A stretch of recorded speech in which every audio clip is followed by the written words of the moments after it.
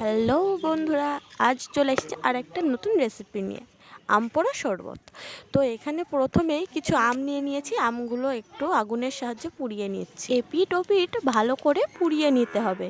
একটু যদি কালো হয়ে যায় তাও কোনো ব্যাপার নেই। এখানে আমগুলো পোড়ানো হয়ে গেছে। এবার জল দিয়ে ধুয়ে আমের খোসাটা ছাড়িয়ে একটা বলে নিয়ে নিচ্ছি। এবার আমগুলোর থেকে আমের আটিগুলো বের করে ফেলে দিচ্ছি। হাতের সাহায্যে একটু ম্যাশও করে নিয়েছি। এবার দিয়ে দিলাম পরিমাণ মতো লবণ, স্বাদ মতো চিনি, আর এখানে দিয়ে দিয়েছি 2 প্যাকেট জলজিরা। আপনারা চাইলে নাও দিতে পারেন। এবার একটু ঠান্ডা জল দিয়ে মিক্স করে নিচ্ছি। এখানে আমি একটু জলজিরা দিয়ে কাচের গ্লাসটা ডেকোরেশন করে নিয়েছি, আপনারা চাইলে নাও করতে পারেন। এবার গ্লাসটার ভেতরে দিয়ে দিচ্ছি আম পোড়া শরবতটা, তারপরে দিয়ে দিচ্ছি কিছু আইস কিউব। তো রেডি হয়ে গেল আম পোড়া শরবত। পরবর্তী রেসিপি কি দেখতে চাও অবশ্যই কমেন্ট করে জানিও। এই রেসিপিটা ভালো লাগে লাইক, কমেন্ট, শেয়ার।